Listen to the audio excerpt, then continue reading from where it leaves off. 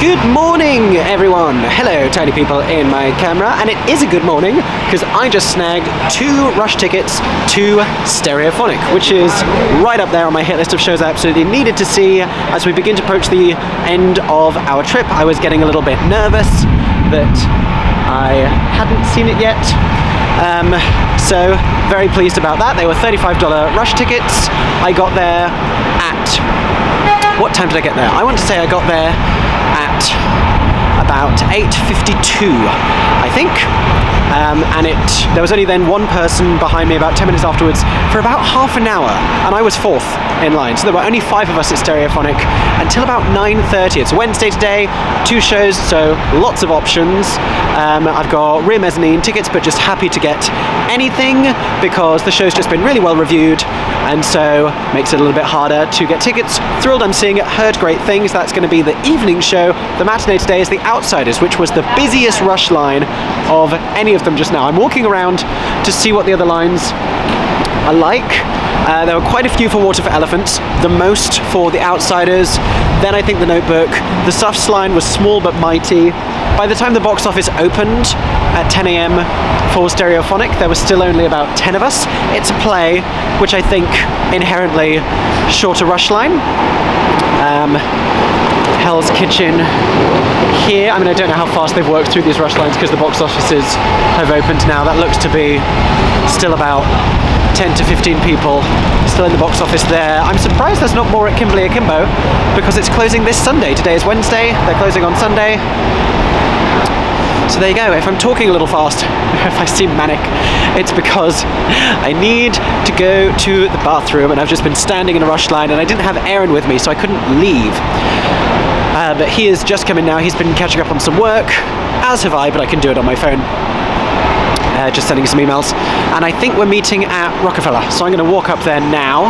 But yes, so that is what the day promises ahead. The Outsiders and Stereophonic. The Outsiders has a lot of buzz. This could be the day we see the Best New Musical and Best New Play Tony Award winners. I don't know. I haven't seen either of them yet. That is just wild speculation, but when the Tonys happen, we could look back on this day as the day we saw both of those in the same day, and what a Wednesday that would have been. Anyway, I'm going to pop you in my bag as I pass through Times Square and go and find my Aeron James. I lied, I'm walking through Times Square and you're not in my bag at all. It's 10 AM and it's a slightly more tolerable time to be in Times Square. It's also quite a nice day today. If we didn't have a 1 PM, no, a 2 PM. Ooh, maybe we have enough time to dart up to Central Park. Could go get Aeron some more black and white cookies, go on a bit of a walk. Kind of repeat of what we did last Wednesday when we rushed for Sweeney Todd, which you'll see in a previous video. Oh, this is the line for TKTS. This is the TKTS line. So this is a booth in Times Square in Manhattan. We've got another one in Leicester Square in London where you can get discounted. I don't know if they're all half price here. It's part of the Theatre Development Fund, TDF, but you can get reduced tickets here at, that's the line, you can see it all there behind me, here at TKTS. I've never done TKTS. I have friends who have. I have no reason not to have done it, other than, I don't know, just never really have. I feel like if you can get a rush ticket, if they have a rush policy, it is more often than not better value, but I don't know. I'm basing that on almost nothing. Okay, look who I found. Hello. It's Aeron James, and look what we bought. Look what I bought. It is banana pudding from Magnolia Bakery, which is just there by Rockefeller, by Radio City Music Hall, and they are famous for their banana pudding. There's still a bunch of things. I've never had anything other than the banana pudding because the banana pudding is so good. Why would I ever go there and not get the banana pudding? I ask you. So that is going to be my breakfast today and my reward for standing in a rush line and getting tickets. Yay for me. I've dressed for the 70s because, if you don't know, the play Stereophonic is kind of like loosely inspired by Fleetwood Mac, but it's set in the 70s, and so I was taking a gamble that this would be a thematic outfit, and the risk paid off, so that's good. But also, back to Magnolia Bakery, I walked in, went right to the line I needed to get, and it was full of people who didn't know how the store works and that there is a specific line to pay, or just if you want the pudding, like there's a specific pudding ordering point, and I went straight there, and then an enormous line forms behind me because they didn't know, and that was me on the first trip. So now I've become such a Magnolia Bakery expert, trendsetter, you may say. I'm going to eat my pudding now. And who is shocked that we came back to Central Park? Listen, it's a lovely day. We were speculating whether this bridge was the bridge from Tangled. Apparently it's not. Apparently that's up. Enchanted. Not what did I say? Tangled. Oh, not Tangled. Enchanted. Yeah, is this not... Did they not film Tangled in Central Park? No, apparently that bridge from Enchanted, that is parallel with 74th. It's called Bow Bridge, and it's up near Bethesda Terrace and all those bits. Oh wow, bench for days, bench for years, in fact. Clip clop goes this horse. Never know how I feel about the horse-drawn carriages in Central Park. I have mixed feelings, but this one is very much dressed for, it's giving Moulin Rouge. This horse is dressed for Broadway. I'm hearing bells ringing. Call me crazy, but it sounds like the Blackadder theme. It's either the church we walked past before on 5th, or it's the carousel, but I doubt that's a carousel. That's where the zoo is, or are we not as high as the zoo? Oh, is it the thing, the animal chime thing? You know the one where they walk around and play the instruments like Madagascar? Because I think that's what it is. It sounds really close. Yeah. There you go. Yeah, our knowledge of the Central Park Zoo is Madagascar. I love that there are so many professional dog walkers in Central Park, because it means you see these people with like dozens of dogs, and it's just like a small army of dogs, and that's pretty great. And we find ourselves again at Bethesda Terrace with the iconic fountain, hence all the people taking the same shot and the people selling hats. But theatre fans, you may have seen this at the end of Angels in America. You may have seen this in the film of The Producers with Matthew Broderick and Nathan Lane. Do you know what you are? You're a fountain shooting straight into the sky. I'm a fountain. That one. Also last 5 years, I don't know if this bit's in the last 5 years. The boathouse is in the last 5 years. So to maximise our time, Aeron and I have forked off in different directions. He's headed back to William Greenberg to buy black and white cookies without my supervision. I'll let you all place bets as to how many gluten-free black and white cookies he's going to buy this time, because he regretted only getting 2 the last time. They're big cookies. We're only here for, including today, Wednesday, Thursday, Friday, Saturday, 5 more days. I'm going to guess 4. I'm thinking he's going to come back with 4 cookies. I, meanwhile, am heading over to Lincoln Centre for the Performing Arts, where just about a week ago we saw Uncle Vanya at the Vivian Beaumont Theatre, but it's because I'm about to try and film a challenge video for YouTube, how exciting, in which I see if it is possible for me to visit every single Broadway theatre in less than an hour. And I've just been chatting to my friend Brian about it, who makes content on Instagram and TikTok about how many people are in the rush lines each morning. He does what he calls the Broadway Rush Report, and so he is well practiced at going around all these theatres, and he manages to do it in like 30 to 40 minutes, but there's a bunch that he doesn't include, including Lincoln Centre, which is further afield. So, pretty lovely. I wanted to start at midday. I'm not going to get there at midday, I'll get there just after, but it doesn't really matter what time I start as long as I finish before the outsiders. Hopefully it either takes an hour or maybe just over an hour, but hopefully it doesn't run so long that I have to abandon the plan completely just to go and make my matinee. But we shall see. We shall see what the future holds, and I won't spoil the result for you in this video if you haven't seen that challenge yet. I will keep it a surprise for you, but I'm just sort of heading in a vague direction. It's vaguely west and down a bit, so I'm just sort of walking in that direction. There's bodies of water in my way. That's not helpful. I am once again MickeyJo statues. If any of you have seen my Sao Paulo trip vlog to see Wicked, or my recent Hamburg trip vlog to see Hercules and Frozen and 10 Step Empire, lots of statue content, and this one is Daniel Webster. Daniel Webster goes way back. That's a quote from a song that David Diggs sings on a cartoon called Central Park. There you go, and here I am in Central Park. And there he is. I'm hitting all the Central Park landmarks today because this is Tavern on the Green, I do believe. Iconic restaurant, much talked about in Elf, also featured in Mr. Popper's Penguins, I believe, but iconic, fancy Central Park located restaurant. I'm very warm, everybody. It's this coat. I had a jumper as well, took that off, still very warm, and I'm about to film a video where I spent an hour power walking around Manhattan. Why am I wearing this? Who thought that was a good idea? Why am I doing this? Who am I doing this for? What did it get me? Where am I? I think I told you this on the first trip. I definitely visited it. I can't remember if I vlogged it. The building where they film the exterior shots for... Rude! Where they film the exterior shots for Only Murders in the Building on Disney Plus is up that way. Higher up on the west side of Manhattan. God, it's loud.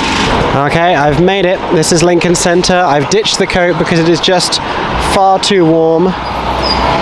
You can see what you're seeing here is Columbus Avenue and Broadway, I believe. Columbus Avenue is basically 9th, I think, 8th, whichever one we're on. But wish me luck. I'm about to go and start filming a different video at Lincoln Center. Feel free to go watch that one if it's already up on my channel. If not, I'm sure it will be up soon. Because I don't know what day it is for you all, honestly, right now. I don't know what month it is, in fact. Okay. I have just filmed that challenge. I've officially just been to every single Broadway house. They're all still there. So that's good. The artwork is up for Oh Mary. Ah, fair. Not only the digital marquee, they have plastered stuff on those doors. Ah. They were ready today, because that's only just been... It was announced today. I think if I'd gone via that theatre on my way to Stereophonic, I probably would have seen it before it was announced. Wow. But I don't know when they did it. In any case, I've just finished the challenge. If you want to... Oh, I can get a drink from here. I'm going to get a drink from here, because I'm very thirsty, because I just did a crazy challenge. If you want to know if I did it or not, you'll have to go watch that video. I don't know if it's already posted or if you have to wait for it. I don't know what time it is in your world. Aeron, how many cookies did you get from William Greenberg? 3 gluten-free, 1 regular for you. Okay, I guessed 4, but I assumed those 4 would all be for you, and 1 was for me. Yeah. So there you go, we were speculating about it. We're going to get drinks and then go see The Outsiders at the Jacobs, and I may or may not pass out. I got a Snapple, everybody, which we don't have in the UK. I inhaled it. The line attendants at 6 are getting the people in line hyped for the show, which is very cute. Where is New York coming from? Oh, it's a pedicab. That is the Hotel Edison. We want to cross over and head down. I am sick of crossroads and traffic lights because I've just had to endure so many of them filming that challenge. So I'm going to head down through the Hotel Edison breezeway with Aeron. There he is. And then the next one, and then the next one, and then we will be at the Jacobs for The Outsiders, which may be the best new musical of the season. Some have said. Currently we do not know, because we have not seen it yet. But I'm gonna go pick up our tickets, have a look at the merch, all the usual things.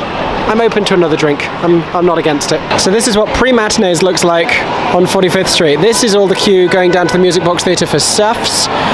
Over the other side, Schubert Alley is basically full of people queuing. Some of them for The Notebook, going all the way down to the Schoenfeld. Once you get down to the Schoenfeld, you'll then also have the queues for the Jacobs and the Golden. We've also got the Kimberly Akimbo queue, the Hell's Kitchen queue. They're all converging here. Just a lot of theatre goers seeing a lot of different shows all in one place. So I saw The Outsiders, I saw Q. In fact, you're about to see them loop back around. There they go, watch them loop, because that one is for The Notebook. The Outsiders queue, I'm hoping, is this one over here, but we can see the Jacobs Theatre, named for Bernard B. Jacobs. We've been here before to see Parade on Broadway, this time last year. Now we're here to see The Outsiders, a new musical, and it's got this gorgeous billboard here with the cast and the logo. very excited to go in and see the show. Once you get into the foyer, you can see the cast board. Learn these names, they're the stars of tomorrow. In fact, they're the stars of today because they're starring in a Broadway show right now. We also have the stage managers and the conductor, Matt Hinckley. More company information can be found on the opposite wall, where we have information about 4 different covers. I don't know if those are swings, I don't know if those are principal understudies. We'll find out more when we get our playbills and we watch this afternoon's show. The merchandise booth can be found downstairs. There are stairs at the back of the orchestra, and we have posters here.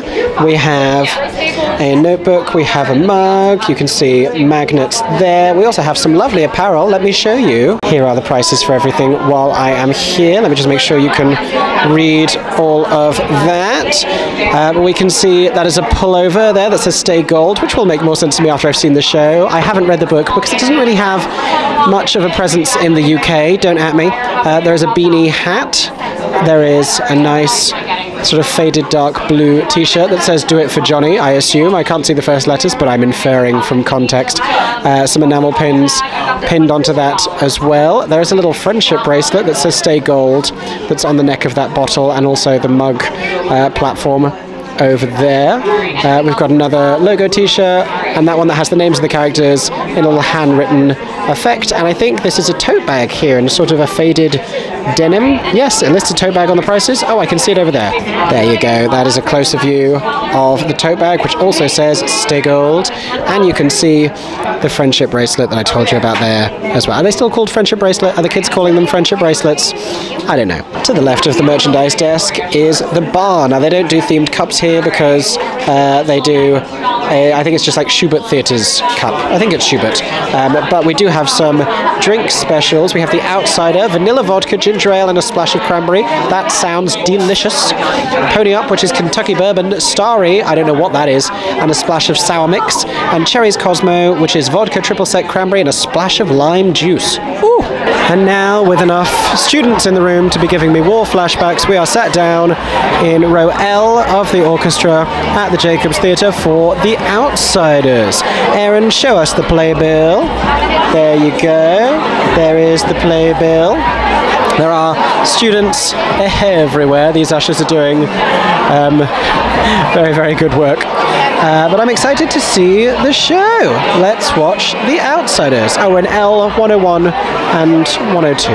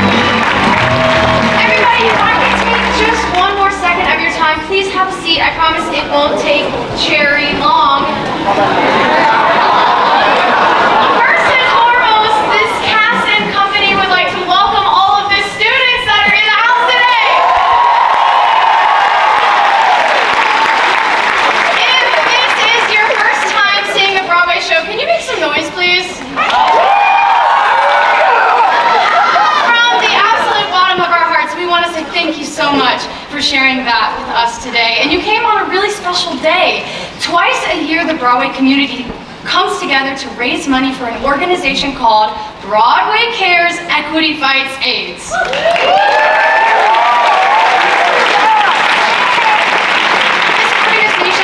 People across the United States who are living with HIV and AIDS, and they also support funds to over 450 social services. So that means that they help with women's health, they help with disaster relief, they help with supplying food to communities who need it. The list goes on, and at the end of the day, Broadway cares.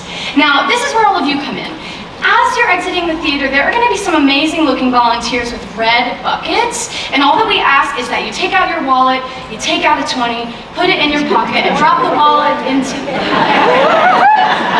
I'm just kidding. Listen, the cast right here, we signed a limited amount of playbills that are going to be for sale for $50, and that $50 can feed 20 people in need. So if you feel so inclined to donate, please do, and no matter what, stay gold. Thanks, everybody!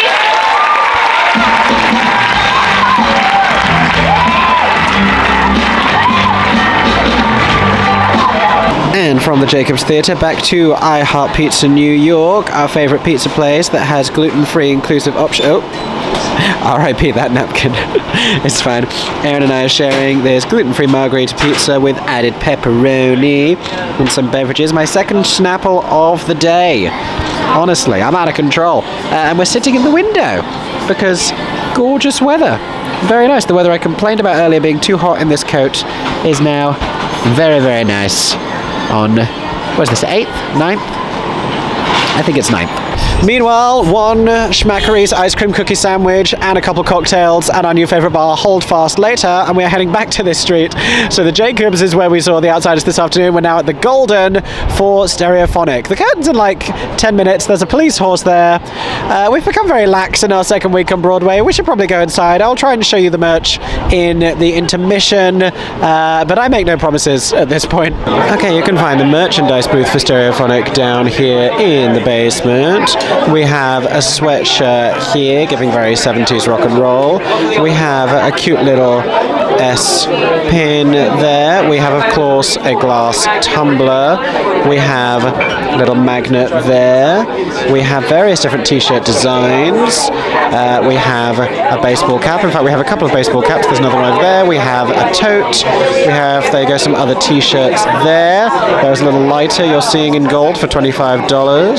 There's a better look at the glass. We also have the limited edition vinyl there, and this let's call it a trinket tray. It's used for other purposes in the show. Okay, I will say Act 1 of Stereophonic is an hour and 45, which means that the restroom queues downstairs become a little bit insane. Like that room was just entirely queue. I'm climbing my way back up to the circle where our seats are. We're in the intermission, by the way, but because we arrived reasonably close to the curtain, I didn't show you anything before, but yeah, I would advise try and go before the show and then try not to need to go in the intermission. I say that from a position of privilege, I guess, but yeah, that was an insane queue. You can also browse the merchandise on the mezzanine level, but you have to go to the lower lounge to buy the stuff. But there you go, closer look. That's some of the things you can buy in Stereophonic. And again, trinket tray, cannot stress that enough. I don't think they have any specialty cocktails for the show. They definitely don't have cups. But if they did a cocktail called The Masquerade, I would 100% be getting it, just because that's a cool title. I kind of can't believe that they don't. Maybe it's just not shown, obviously. Anyway, I don't think they do. I don't think they do. I'm going to go back to my seat and show you the view from the seats in the rear mezz, because these, of course, the tickets I got this morning in the Rush, which is box office discretion, so you don't get to, like, pick your view. You get what you are given, and you are happy to get it for $35. Okie dokie, so this is the Golden Theatre. This is our first time in this theatre. We are in the rear mezzanine, so you can see that's where you come in. Then we've come up the steps behind to the rear mezzanine. This is not obstructing my view as much as you might think, because this is the camera in my lap, but this is the camera at my eye level. level. So it's actually fine. You're seeing a recording studio set down there where the show takes place. I think if you're sat any further back than we are, particularly in the last few rows, so we're in row E, but there are still 3 rows behind us, then I think you would risk missing some of the stuff in the recording studio. And that's not really where the dialogue and the action takes place, but you still want to be able to see into that space to see reactions, facial expressions, and the performers as they are recording. There are a couple of moments where people enter on the left where they're not initially visible, but then they like come further into the space, so that is fine. Otherwise, can pretty much see everything, and they're still pretty decent seats, and more importantly, it sounds good as well. So all good, and I'm in Rimes E 129 and 131, I believe, something to that effect. I've looked up for the first time since coming in here because I've been looking down at the stage. Look at that chandelier, how it looks like little individual candles. How cute! That's very cute. A nice little design above the proscenium. I haven't spent enough time these past couple weeks looking at the interior of these theatres. I mean, I've got a nice little bit of it here right next to me.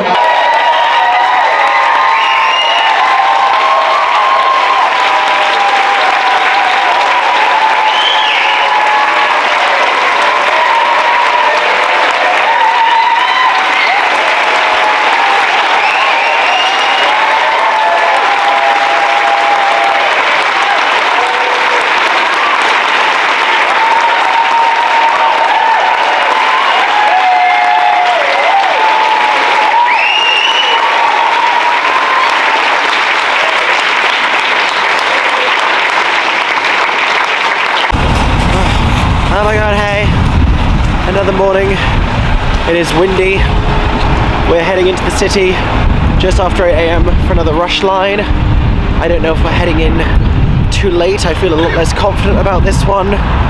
And honestly, the cycle of socializing with friends after shows, getting back after midnight, waking up before 8 AM is starting to get me. I say that, I was actually editing videos until 2 and then woke up at 7. So it's like 5 hours sleep, but we're here, we're gonna try, and there's no trains for the next 30 minutes. Joyous. Okay, that may have destroyed our plans for the day. Let's figure out what to do next. Okay, you know what? The important thing is not to panic, because we kind of salvaged that, and we're here pre 8:50 AM. So we managed to turn that around pretty quickly by walking to the next subway station and then jumping on the train. I thought we were going to end up further right than we wanted, but we just followed signs on the platform for a Times Square 42nd Street exit, and that is exactly where it brought us. So we're walking up to 44th, to the Schubert, where hopefully, because there's only one show today, there'll be fewer people in line. I mean, I didn't even see the line yesterday for Hell's Kitchen. This is the thing that's killing me. I only saw it after they'd gone into the box office and there was like maybe 10 to 15 people. But the show has just opened. It's Alicia Keys, it got good reviews. Because the critics not for a week said it was terrible and then been like, psych! I'm joking, of course. Because they have a professional critical responsibility. This is 44th. We'll be able to see in a second, and you'll be able to see from the reaction on my face. No, there's vans in the way. It remains a mystery to me for a few more moments. Who's at the Schubert? Who's at the Schubert? I do have a backup plan. That's the other thing that happened this morning, is I made a backup plan involving other shows and involving a guarantee that I could get some sleep at some point, because sub 5 hours of sleep routinely is starting to get to me. Not that I don't love Broadway, not that I don't love being here in New York, not that I don't love seeing my friends, which is why I keep doing that and not being like, let's just go have an earlier night tonight. Let's not get up for a rush line. Oh, I don't see that many people. Four. There's four people in the line. Oh my god. Oh my god. Oh my god. Ah. Alicia Keys has smiled on me today. We got in the line. We stepped into line, everybody, for Hell's Kitchen, a new musical on Broadway. I've worn blue trousers today. Manifested that this would happen. I'm not out of breath from walking. I'm out of breath from stress. But we are 4th and 5th in line, which makes me feel pretty good. I've only ever done Rush before on 2 show days, and so I've always been able to rationalise it by saying to myself, everyone else in front might be going for a different performance, but for this one, everyone is here for the Thursday, but hopefully they have at least 10 tickets, which would allow us to get to see the show. But we will find out. Nothing is guaranteed.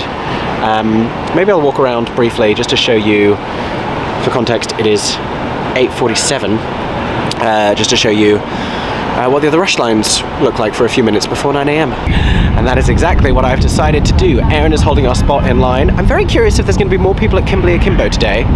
This is me walking down Schubert Alley, the best place in the world. My favourite spot in the whole world, connecting 44th Street to my favourite street in the whole world, which is 45th. But this whole area between 44th and 45th, are you smudged?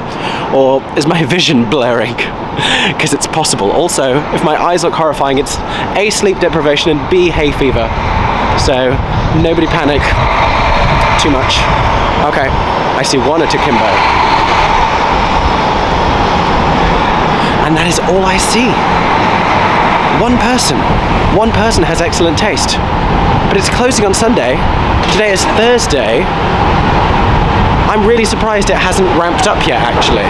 There are 4 at the Notebook, but 2 of them are together, so I don't know if that counts. Outsiders continuing to prove popular because there are 1, 2, 3, 4, 5, 6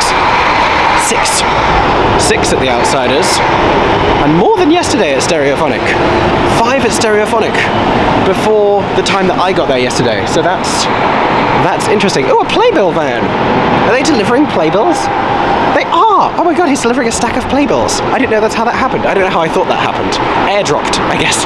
Look at the playbills! Oh my gosh! That was very cool!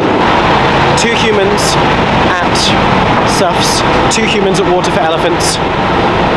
And I'm wondering if Thursday is quieter than Wednesday because more people rush on Wednesdays because they think exactly the same thing that I do. Like, oh, there's 2 performances, there's a midweek matinee, it'll be quieter, but everyone ends up doing the same thing. So, I don't know, is that a giant rush line for The Lion King? I'm so intrigued. Also, the Stereophonic line, because no one really regulates these things, is going the other way today. And if loads of people turn up for Stereophonic, it's going to merge into the Outsiders line. And that just makes me nervous as a British person who cares a lot about queues. Also, someone in line for the Outsiders said, because I'm walking around talking to a camera, are you the guy who does all the statistics on the rush lines? To which I said, no, but that's my friend Brian, and he will be around shortly. I'm not going to go do all of them like he does. You can follow Brian, the business analyst, on Instagram, on TikTok, if you so please, who pretty much every day, or most days at least, on his way to work, does a little Broadway rush report and tells you how many people are in line. Sweeney, okay, so Sweeney, not closing as soon as Kimberly, but it has popular names and it's closing relatively soon, so that is 1, 2, 3, 4, 5, 6, 7, 8, 9, 10, 11, 12, 13, 14, 15, 16, 17, 18, 19, 20, 21, 22, 23, 24, but a lot of them are in groups together. Still though, far and away the most popular line that we have seen so far. And with that, I'm going to go head back to Aeron, who, if I seem tired, is less of a morning person than I am. So I'm going to go. I could bring him a surprise Dunkin' Donuts coffee, but I'm not great at coffee orders because I don't really know the difference between them. I know he gets like special syrups, but I think I will bring him the gift of me returning so he can go get himself a coffee. Oh, I wonder if he bought the black and white cookies from yesterday's. Alternatively, I'm right next to Junior's, so I could just buy a new one. Maybe that will be my breakfast in the rush line for Hell's Kitchen. Seeing a show set in New York, discernibly about New York, we'll find out later I guess, while eating a New Yorkie snack. That feels appropriate. Although appropriate is actually at the Belasco. But only 1 in line for Kimberly Akimbo, only 2 in line for Suffs. And I will say that those are my, I'll go as far as to tell you, I think those are my critics' picks of the block. So, deals are to be had, let me say that much. Maybe it's that the Kimberly Akimbo fan base skews a little bit older, skews more to people who book tickets in advance. And I say that's a generalization because it's not all young people who stand on rush lines. I've met all sorts of people and seen all sorts of people on these rush lines. And we are back to the Hell's Kitchen rush line. Oh my god, hey. Do you know what I like about Hell's Kitchen already? Like, separate to the show, it's just yellow. I'd like to see yellow on a marquee. This is not a colour that we get often. Like Operation Mincemeat, sure, but like this yellow and blue combination, I just think it really pops. I just think it stands out. I think it looks nice. And also, speaking of yellow, there is another Playbill van. It's like a coordinated Playbill drop. Is that the same one, or do they have a fleet? I have such questions about the Playbill deployment process now. I've become fascinated. He did bring the black and white cookie. It's slightly smushed, but I am happy nonetheless. It'll taste the same. And he got himself an iced Dunkin'. Tell us about the beverage, Aeron. It's an iced coffee with butter pecan syrup and cream. Oh! And also, because we're in America, it's huge. It's enormous. Okay, update. I am once again moving at speed because I decided it would be fun and also funny to try and find my friend Brian and intercept him on his morning rush report. I know his route. It's whether I can catch him. I think he's currently between Hard Rock and Roll Back to the Future, which is up there, or I've already overtaken him, but I don't suspect that I have. I think I'm playing catch up. But he's gonna then come back down so I can try and intercept at some point and give you a behind the scenes of Brian's Broadway rush report and also get more info on the rush lines. So he's just been at the Belasco seeing how many people are in line for appropriate. Oh, I can also show you the Hadestown bus. This is one of the many hop-on, hop-off buses. Look! Celebrating 5 years of Hadestown on Broadway. It's the Hadestown bus. I've seen that so many times, but I've never had my camera ready. Finally, I can show you the Hadestown bus. I found Brian. You look so tiny when I held my camera like this. I'm not the tallest person. What has been the biggest rush line so far? Nothing yet. Nothing yet. We're heading to the big Sweeney ones. Todd. My assumption Sweeney Todd will likely be 30. They know already. Sweeney Todd was already crazy. Oh yeah, it will definitely be 30 plus. Easy. Sweeney and Outsiders will be between 30 and 50. Yeah. We're counting at Sweeney Todd. This is very busy work. It's now 9:45 and there's currently 8 people in line for the $45 rush tickets to see Wayne Brady and Deborah Cox in The Wiz, which is an over 50% discount from their average ticket price of $117 last week. Okay, with 15 minutes to go before the Schubert box office open, well, before all the box office is open, I'm going to go and return to Aeron to make sure he's doing okay, holding our spot in line. But all the lines are starting to fill up. Sweeney Todd had 54 people. Madness. It makes me feel a lot better about how far forwards in the queue we were last week. I mean, we got tickets, so it's moot now. But also there's finally 10 or so people for Kimberly Akimbo, which is correct. How many people will be in the Hell's Kitchen line when I round this corner? Let's find out together. So we remain in the same spot in the Hell's Kitchen rush line, and it is the same length as when I left some 30 minutes ago, which is fine. Like, it goes to show that these lines do fluctuate on a day-to-day. It does also mean, had we woken up maybe an hour later and got slightly more sleep, we would have only been one place back and I could have dealt with that, but you don't know. You don't know, you never know.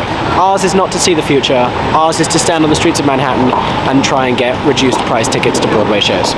Box office opening in less than 10 minutes. I will let you know what happens. There are still no guarantees, but hopefully we're in single figures. We're not one of the 54 people waiting at Sweeney Todd, so I feel positively about that. Success! We have tickets to see Hell's Kitchen, which is kind of the last thing we desperately wanted to tick off on our list because we've seen all the other new musicals opening while we are here, so we've got tickets to that. This was a lesson in, like, deciding what you want and what you want to do. We could have asked what the lowest price tickets were above Rush, because the Rush ones are partial view and they're not together. We are one behind each other in the orchestra, and we're close but partial view, which I think is better than being like miles away and partial view, because then it just feels like you're barely in the theatre, you know what I mean? But we haven't done a partial view before, so I'll get to show you more about that. From what I gather, this show is more about the voices anyway, and You know, it was reviewed well. I've heard mixed things from people that I actually know, so I don't know. I don't know. I was happy to get the rush price, and like, for what other reason did we wake up so early and get in that queue if not to get the rush tickets? And so happy to get the rush tickets. That is our evening show. But first, we are seeing a rare Thursday matinee of Illinoise at 2 p.m. So lots of stagey content to show you today. We're about to go film a reel for New York Theatre Guide. That's something else I'm doing while I am here. I have a meeting with a UK-based company at 5 p.m. their time, which is midday our time.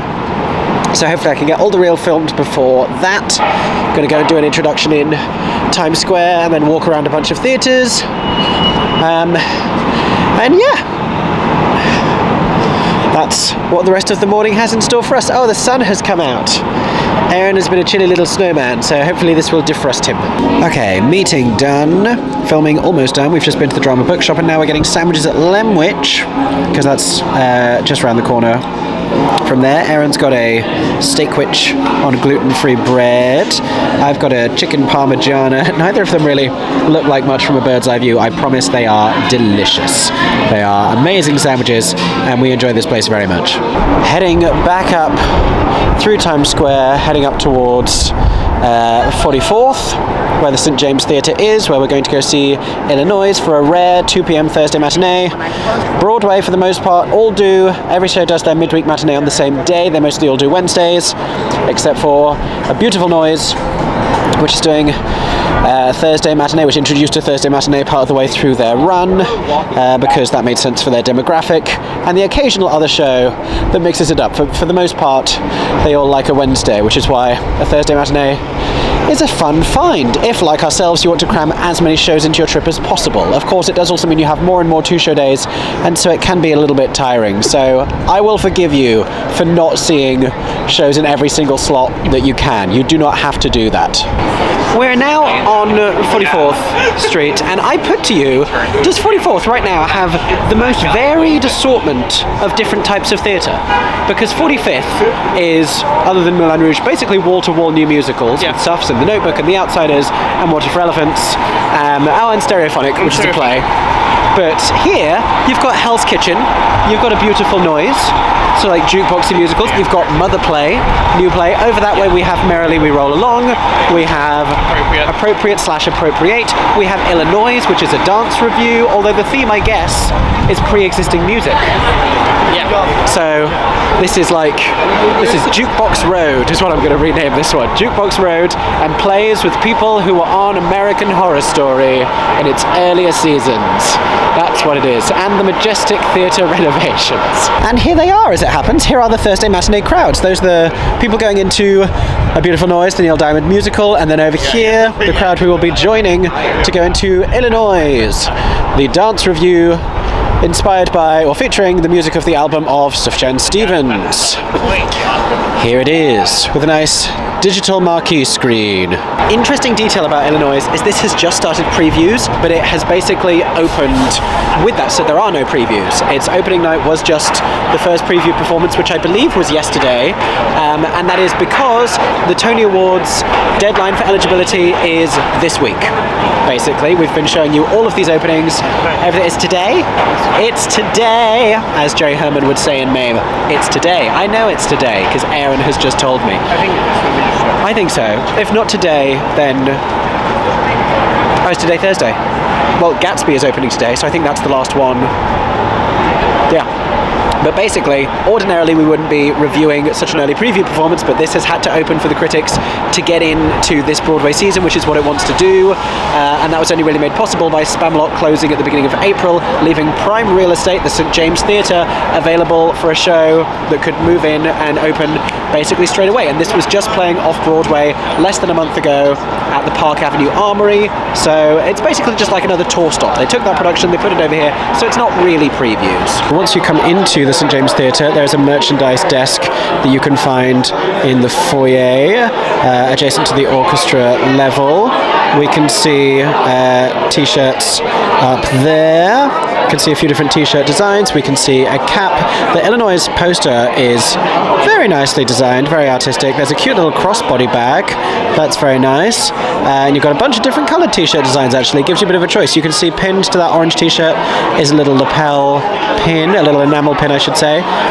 We have mugs, we have a tote bag, we have some other bits and pieces here. I showed you the baseball cap. You can see that crossbody bag here as well, and this is like a long sleeve top. It's giving Come From Away just a little bit. Like many of the Broadway caps, we also have the name of the show stitched into the back as well as the design on the front. I like that.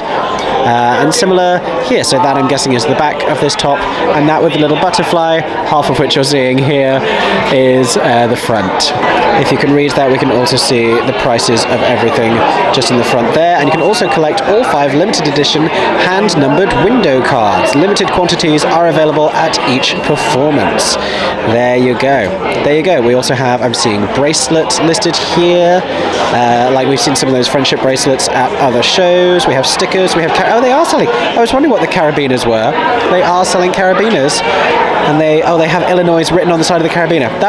The reason for that may become more apparent to me after seeing the show. There's a decal set, there's a mug, there's a vinyl, lots on sale here at Illinoise. At the bar, which is just opposite the merchandise booth, we do also have some specialty cocktails in Jujamcyn cups rather than show logo cups, but the show just started, so those may be incoming.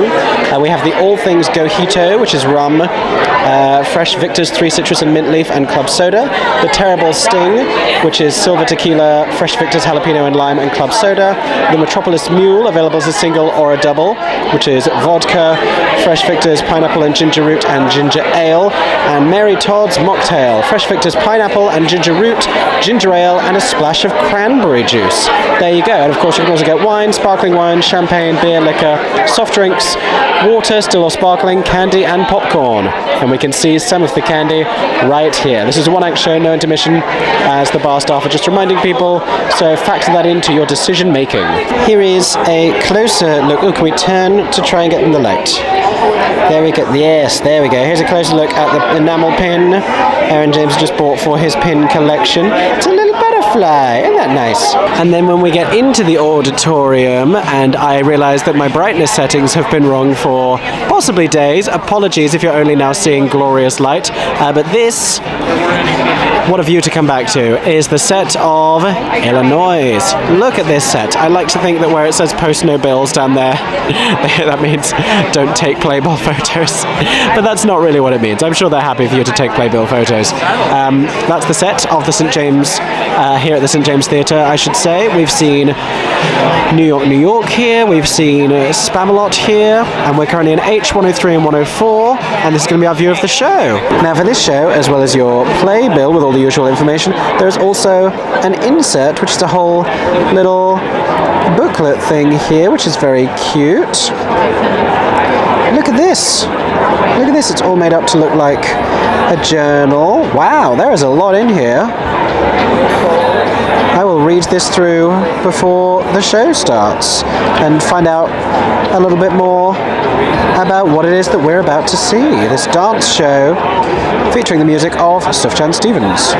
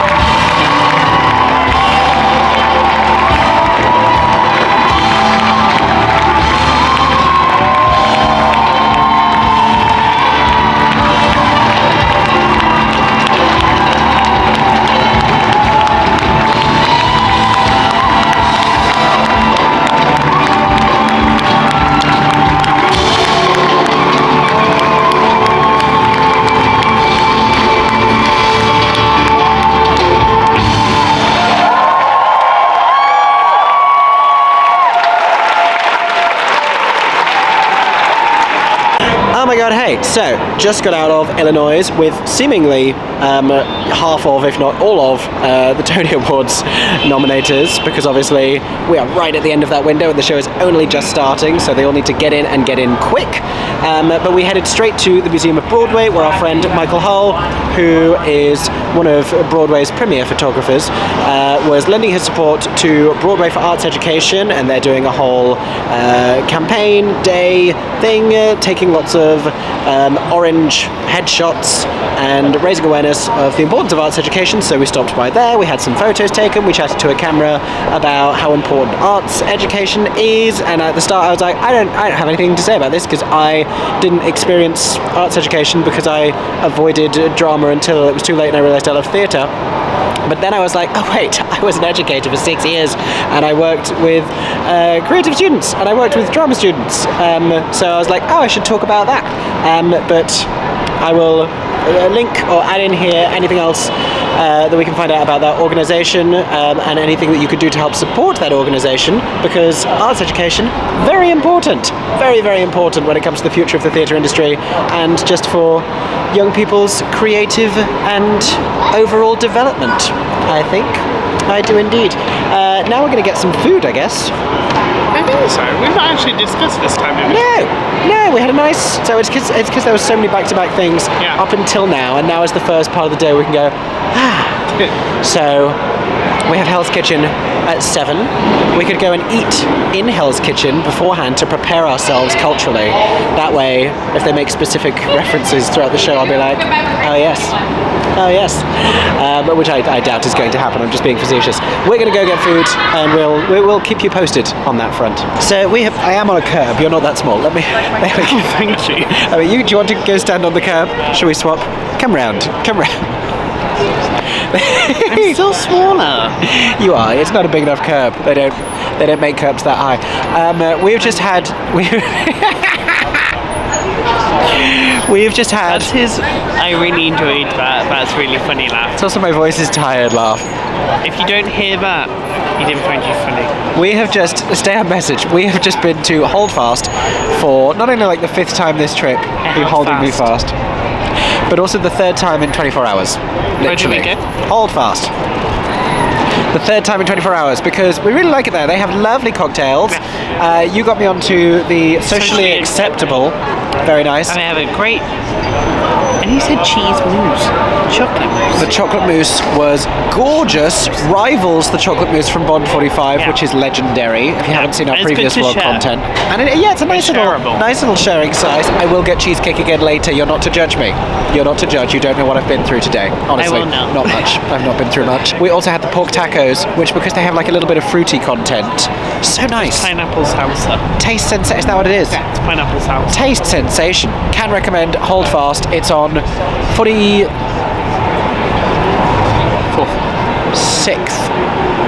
Is it 2? This is 44th. Yeah, because it's not 45th, because that would be Schmackery's. It's on 46th. Yes. It's on 46th. Right. One over from the theatre district, over in that direction. Between 8th and 9th, perhaps. Over that way. Can recommend. And that I also fist bumped Jason Robert Brown there yesterday because he was chatting with our new best friend Robert Horn, the book writer of Shucked. And Joy Woods, I can't remember if I told you this in a previous video, Joy Woods went there between shows of The Notebook and sat at the bar and had an espresso martini like a rock star. So yeah, can confirm. The place to be, it seems. Okay, we've come over to Hell's Kitchen very early to take some photos. The reason I screamed is because I have done this exact half in, half out thing with my shirt today just because I thought it looked nice and I didn't even realise I am matching the poster artwork. I'm like, manifested this. Literally, I have been doing this all day. The blue trousers were explicitly for this show. I don't have anything yellow with me, but I was like, the coat is giving Hell's Kitchen, it's giving New York. And I was like, what makes this outfit more interesting? Half in, half out. I didn't even think about it. It's the wrong side to how she's doing it, but on brand, clearly, accidentally. We're heading into the Schubert Theatre. We last visited this theatre on our very first trip a year ago to see Some Like It Hot. There is something on this, I promise. I'm not zooming for no reason. It says Hell's Kitchen. It's too bright to want to show you anything right now. But we are excited to go back into the Schubert Theatre to see Hell's Kitchen. Not least of all because it is bound to be warmer in there than it is out here. You can see the cast board up there showing that at this performance we do have some covers on for these roles. I can refer to this footage later. We also have conductor Lily Ling and the stage managers, as well as the company of Hell's Kitchen. So you can find the merchandise desk for Hell's Kitchen. There's one as you enter, but also another one downstairs in this lovely lobby area that also has a bar and restrooms. We have this lovely yellow hoodie here that says Hell's Kitchen on the back. We also have what I understand to be sports apparel. Cute, cute, cute. There's a Hell's Kitchen yellow t-shirt. I love an alternative colour scheme. We have not one but two beanies and a baseball cap. We have the poster there, the striking yellow and blue. We have Hell's Kitchen t-shirt in white. I think that's the front and that is the back. Same with this one here in grey with the little HK and then remember where dreams began. And we have that same message on the back of a sweatshirt over there. We've also got a little mug, which I can show you here, that's got the HK on the front of it as well. We have an enamel pin, we have a magnet as well, but I think it's really all about the apparel here. This is very trendy. This could be a legitimate clothes store, honestly. So down here at the bar, as well as many, many Pringles, we do have the specialty cups, and I think that looks just gorgeous. Something about these brighter colours on these cup designs, that Hell's Kitchen, that vibrant yellow, does that not just look so cool? These are the kind of cool things that you can do when you use more exciting colours. Not that I don't love all of the blacks and the reds, but this yellow, these sunset colours with the yellow and the blue and the orange, I think it's cool. We also do have a couple of specialty cocktails, the Kaleidoscope with Kettle One Peach and Orange Blossom Vodka, Prosecco, Orange Liqueur and Cranberry Juice. I like all of those things. And the Ellington Room with Hennessy, Orange Liqueur, Club Soda and a dash of Grenadine. Are they giving Hell's Kitchen the place? Are they giving Hell's Kitchen the show? Who's to say? We've just bought a Kaleidoscope. We're here in the very nice lower lounge area. It's subterranean. Well, is it underground? I guess it is. Yeah, because we entered on street level. We're under the ground right now. Yeah. Way down under the ground. It's Hell's Kitchen. That's not the vibe. Weird actually, because it's very rare for on Broadway the orchestra to be underground. Yet in the UK, all of our theatres, stalls are underground. It's very rare. Everything's underground in London. We're just mole people with posh accents. But we're drinking a Kaleidoscope. This is a PSA to swirl your beverages. Demonstration, please, Aeron James. Exactly like that. Because I took the first sip and it was just Prosecco because that was all on top. They're mixing together several different components here. It's a lot nicer. Very complicated alchemy. Swirl it all together, get the mixed flavour experience because now it's very nice. Yeah. Initially I was like, that is just Prosecco. But the combination of that dual flavour vodka with the Prosecco, very nice. Very nice. One of my favourite peach-based cocktails, and we've had a lot of them. And we've seen even more of them on Broadway in the last week and a half, is this one here, the Kaleidoscope, here at Hell's Kitchen. Okay, we are in our seats. We have our playbills. Aeron is sat in front of me. This is the beautiful back of his head. And this is the view from my face. So, as mentioned, the tickets we got this morning are partial view.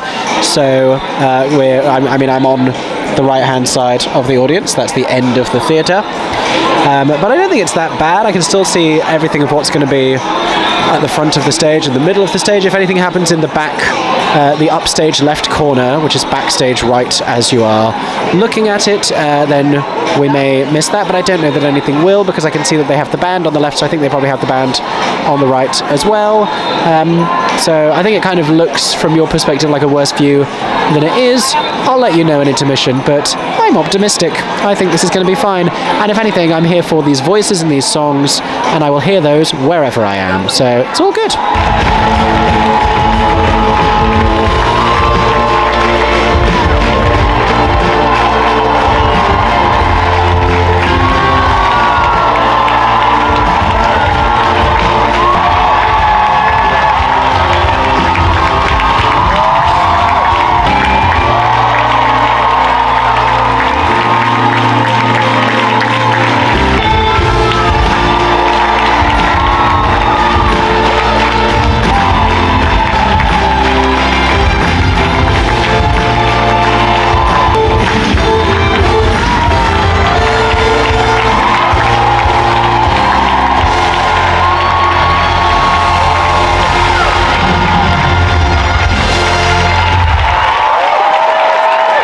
New York, concrete jungle where dreams are made of. Because you don't hear that enough on the streets of Manhattan. I bought a beanie because I thought it went nicely with my blue trousers, and I liked the show.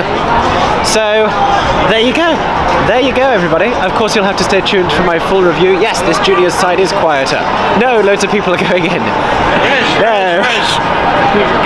I'm gonna go get a piece of cheesecake. So I promised I would tell you about the view from the seats, and even in that curtain call footage it may have looked a little bit dubious, but I was kind of leaning the camera to the right to peer around some heads, and I was standing up. Sat down, so much of that show is played at the front of the stage. When there are big dance numbers you can't see everyone, but you can see the people who are at the front.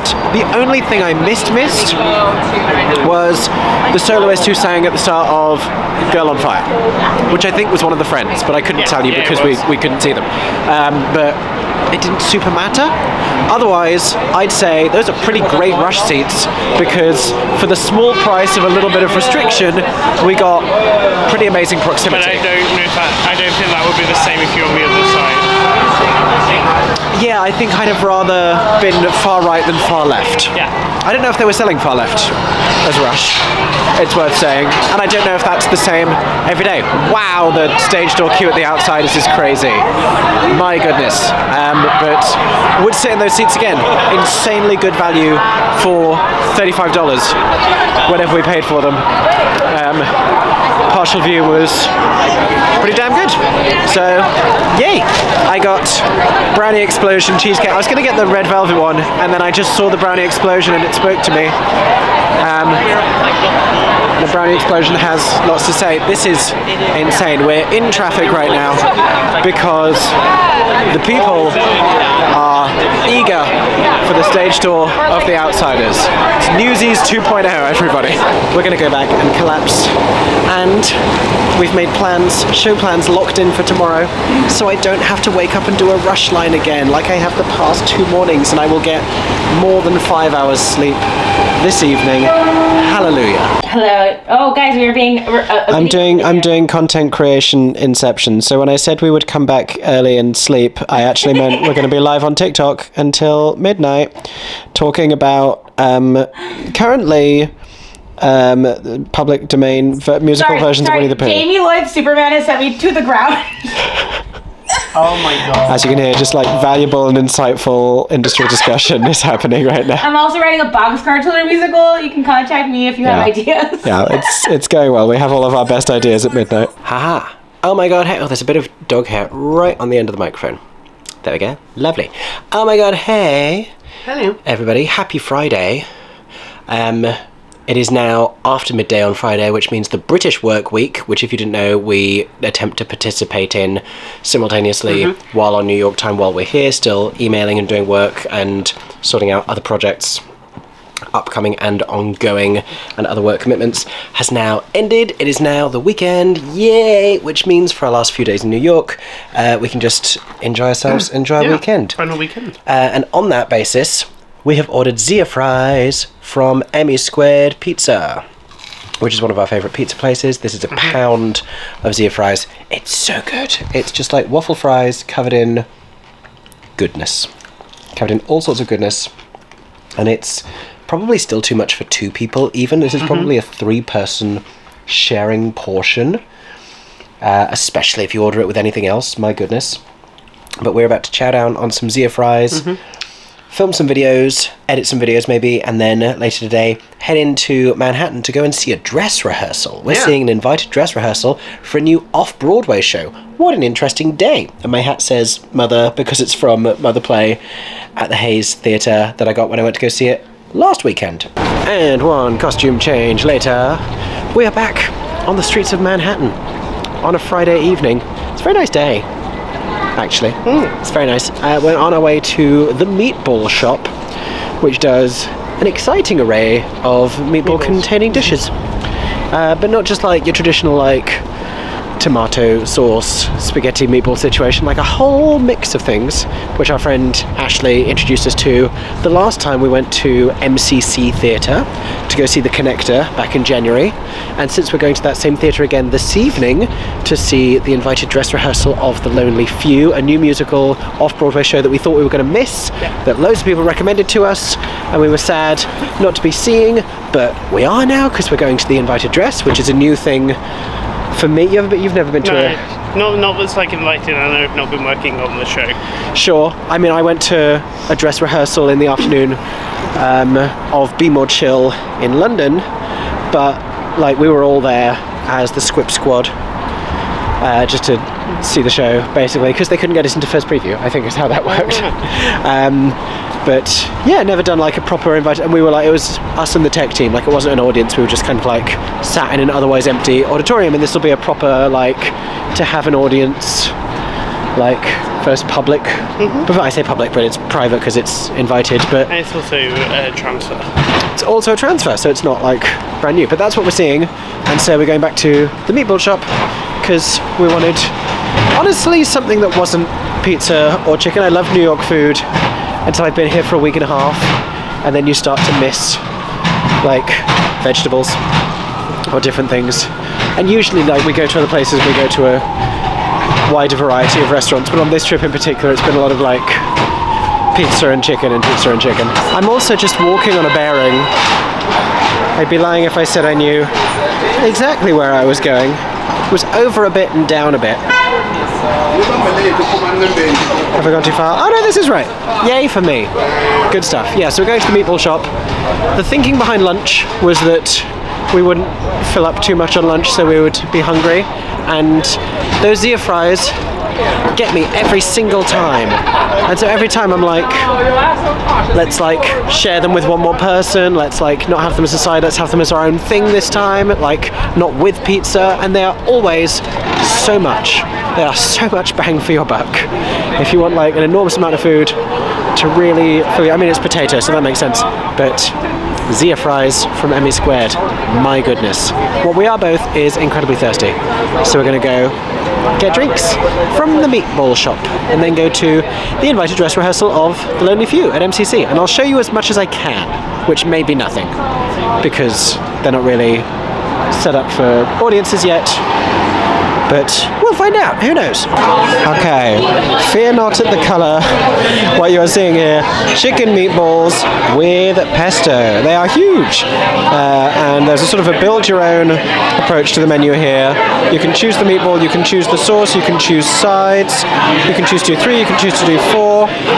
Very exciting. It's a world of options here at the meatball shop, but we're still not super hungry, so we just went for 3 each and no sides at this time. And our beverages have just arrived. We're both drinking Arnie Palmer's, aka Arnold Palmer's, which if you don't know, iced tea mixed with lemonade. Now America, you have an iced tea problem because every server I have ever ordered iced tea from in the US has told me, oh you don't want it, it's unsweetened, which begs the question, why is it unsweetened here? Just sweeten it. But this does approach a solution. Iced tea with lemonade, aka an Arnold Palmer. I know you have sweet tea, which that's too sweet. This is the happy medium. Ooh, brightness. That was very nice. It was. Had nice food at the meatball shop and nice beverages. I feel like finally worked out how to get the peach iced tea right in New York. You have mixed feelings? It's weird because it's like having. It's because it was like an iced tea with like a cloudy like homemade lemonade. Listen, it's not perfect. No. But it's apparently the closest that we can get this side of the Atlantic. I just don't understand. I'm now intrigued what like an iced tea with a fizzy lemonade would be like a normal, like a Sprite. Sure. I'm also like... That's kind of what I imagined, and then when it came I was like, what if we did a half and half with like an unsweetened iced tea and a sweet tea? Would that just like even out at a regular... I don't know. Also, we just passed I think it was a pizzeria called Norma, who should partner with Sunset Boulevard when it comes to the St. James. Brightness. I just think it should be moms that partners with it because Norma. Mother. Because mother. Is that right? There are many Broadway shows which are mothering. Lempicka is mothering very much. very much. The shadow you're seeing over my face is my microphone, because the sun managed to find its way through the very tall buildings which populate Manhattan. We'll have quite a nice view of the skyline from what I remember, because last time we walked over this way, this is exactly the way we walked last time when we headed to MCC back in January, which you can see on a previous vlog, to see the connector. And the whole world changed and everything stayed the same. The Connector, yes. Which starred Hannah Cruz, who we just saw in Suffs the other day. That's how fast the night changes. But we are back at MCC, unexpectedly, to see an invited dress rehearsal. This only really materialised yesterday, which is good, because otherwise we would have had to have woken up at the crack of dawn and gotten a rush line, which is something I did not want to do 4 days in a row. How exciting, because I just didn't think we'd get to see this show. Yeah, and I know very little about it, which was kind of the same thing the last time we came to MCC, to see the Connector. And I brought my MCC baseball cap that I got on that visit, so I'm going to look like a groupie, but at an invited dress rehearsal, I don't mind, that's fine. We're also currently walking to the theatre, but really it's early. About 45 minutes early, so... Which is not early if you're in the UK. No, that's just called arriving at a theatre. The half past. Yeah. Oh, I'll show you this skyline though, this is cute. Here we are, tall buildings aplenty. Last time I came this way it was a very foggy day, but it is nice weather today. Spring is springing. It's a little chillier than we'd like, but apparently it's going to be warmer after the weekend, just in time for us to leave. Can you name any of these buildings? Because I sure as heck can't. The pointy one, what's that? That's something. I don't know what it is, but it's something. Lots of buildings. Look at that one, it's so small at the top. And look at that. Have I been at the top of that building? I don't think I've been at the top of that building. We have just passed MCC, but it's like 40 minutes until invited dress begins. And in the context of invited dress, having not done it before, I feel like there is such a thing as too early. So we're just going to walk up and down the block a little bit and enjoy quiet Manhattan sidewalks, which is a novelty. And is also known as just going literally a few streets over from Times Square. It's amazing how much less populated it gets very quickly when you just go slightly left, or I guess slightly right, but we never really go to the right. No. We don't really go further right than... I think that's because on our first trip, we went to, we stopped in Hell's Kitchen. We were at the Civilian Hotel, yes. And then most of the theatres are on this side anyhow. Yeah, because like we've been over here to like get the Circle Line cruise and like see the Hudson, but we don't really commune with the East River. Like we go across the East River on the subway. I would like to get to know the East River better. I don't know. Okay. Stop now. They talk about the East River in Company. They also talk about 14th Street. So every time we go to 14th Street on the subway, I'm like, God bless 14th Street. If you know, you know. Okay. It's a thing. I think that's the time to pause. I was going to say something else, I can't remember what it was. Oh, I was going to tell you where MCC is. It's on 52nd Street between 10th and 11th Avenue. And here it is. This is what MCC looks like. And this is The Lonely Few. Performances begin April 27th. A New York premiere rock musical. I'm going to put my camera away in my bag now, and maybe I'll get to show you something else, but maybe I won't. We will find out. Okay, turns out we can film, and when you come into the auditorium it has been transformed. We have these lights everywhere. It could look like a regional production of Rent. It is in fact The Lonely Few here at MCC. We also have onstage seating where I believe Aeron and I are about to go and sit. Oh, there's also cabaret table converted seating down in the front here. Plot twist. We're back in the lobby, because as we were getting shown to our seats, we got told because we've been allocated the onstage seating, for reasons that will become apparent to us when we see the show, they can't have bags on stage, but they do have a designated area in the lobby where you can drop bags and coats and things. So whatever I can show you now, I will show you with my phone rather than my camera, because that's in my bag, and just bear that in mind if you're coming to see The Lonely Few, and if you're sitting on stage, in the on-stage and off-stage cabaret seating, from like table seating from what I can tell, and it's the on-stage ones where bags need to be over there. So I just noticed that that seat over there has earplugs tied and a bag onto it, and then I noticed that Aeron's did as well, and on the back of mine did as well. So there you go. I guess these are going to be provided for the on-stage seating, which makes sense because we're really close to a drum kit.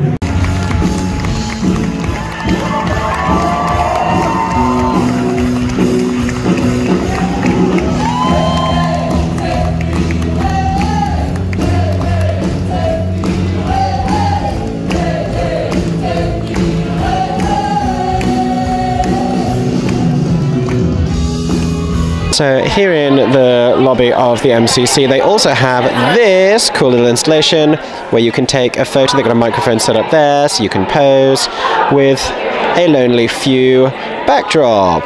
This is kind of mirrors what the set looks like. And it tells you what to tag and all that. They had this for the connector as well, obviously a very different aesthetic. But I like that MCC does this, and it's well lit, which you know I enjoy. It's lit from above, but it's still lit.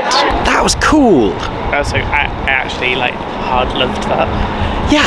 That was totally my vibe. I was thinking as a starter, I was like, what if one of our favourite things we see this week That was my favourite thing. is an invited dress? I genuinely think that might be my favourite thing of this trip. Especially among musicals, and I mean, it's worth saying, for stuff to make it to Broadway, it has to go through a lot of development, and it ends up feeling very, workshopped and polished, and, it's gone through a lot of different rounds, and there's something very just, organic and real about that show, which has also, gone through development. But it's really cool. It's just, it reminded me a bit of shows, it's got that same vibe as Once. It has that. It has that. It's just telling this little story among these real people. Yeah. Having real lives. I thought it was very A Star Is... Yeah, we're going to run across and not get hit by these cars. I thought it was A Star Is Born for girls who like girls. Which I will say, I made a video a few years ago about there not being enough queer female characters. So well done. So well done. It was so well done. It was beautiful queer representation. But I was going to say, I made a video a few years ago about there not being enough queer female characters in musical theatre, because there aren't. And this week alone, or these 2 weeks alone, so much queer representation. So much queer, like Suffs, like Lempicka, like The Lonely Few, like Mother Play, Heart of Rock and Roll, even. And another one that's dropped out of my head because I was counting and thinking about it, but great to see. Yeah, great to see. So that's exciting. But yeah, enjoyed that very much. Yeah. I will say the onstage seating is really cool and really nearby. I didn't end up using my earplugs. I did at the start and then took them out. I think once I'd gauged how loud it was gonna get.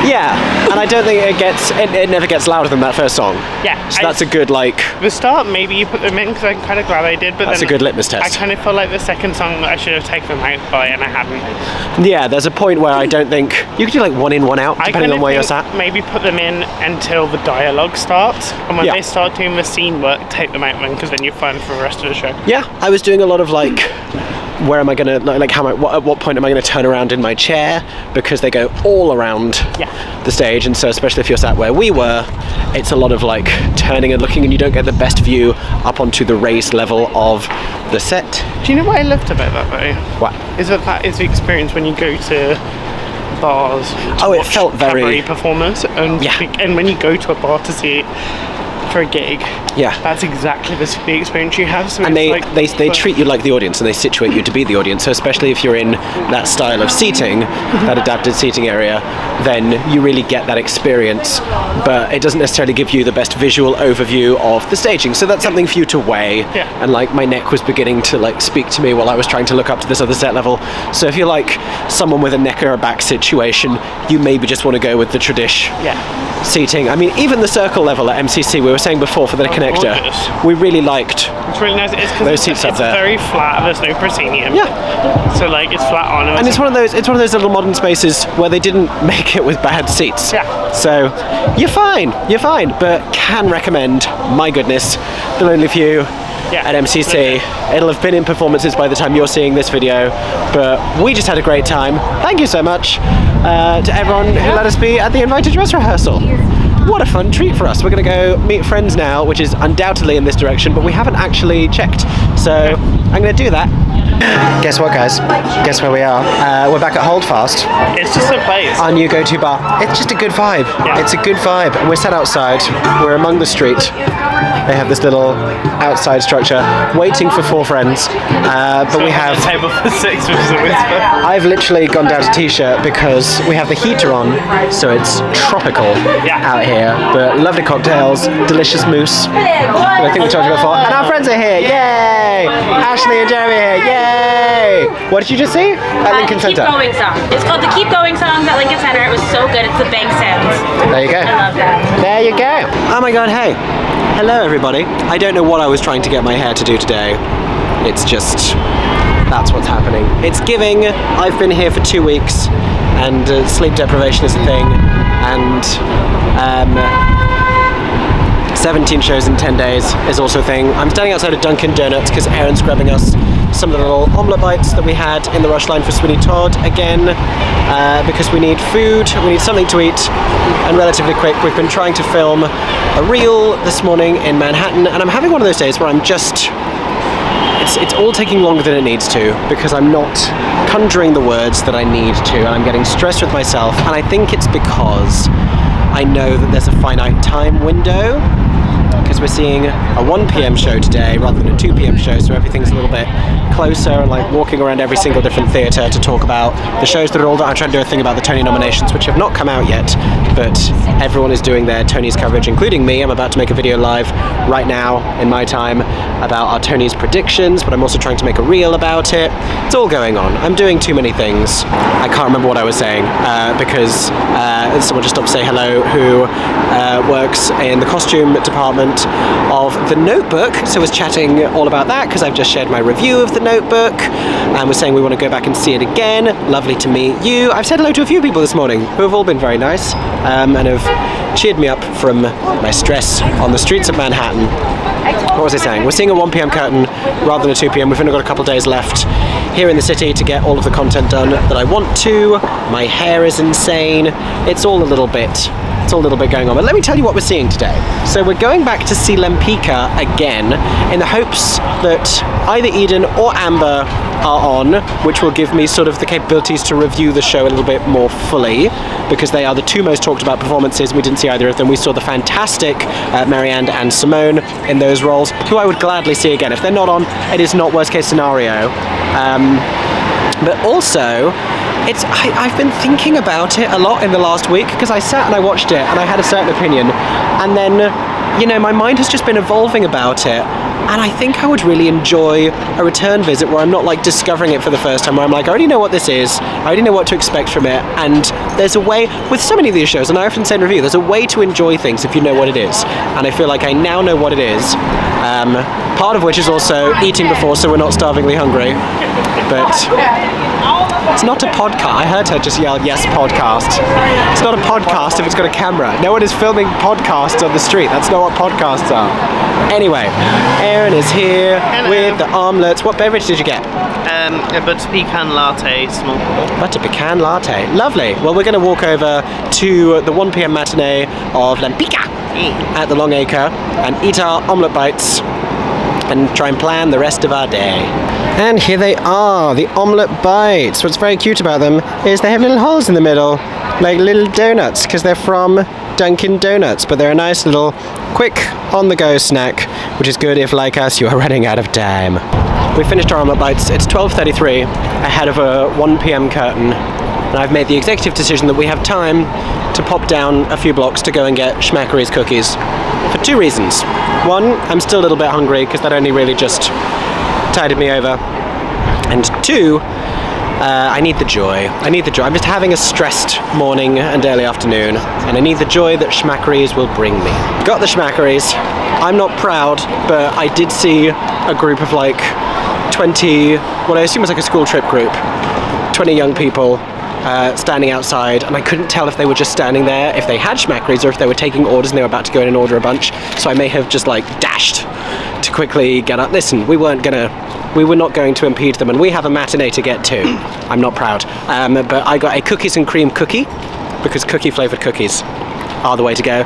And Aeron has his gluten-free sweet corn. Did we show the other day when you got a different flavour Schmackery? No, I don't think I was with you. We were with people. Oh yes, yes. So what was the one you got the other day? Because they had another gluten-free one. Strawberry and cream or something like that. Strawberry and cream. It was something to that effect. Yes. Was it nice? Yeah. There you go. There you go.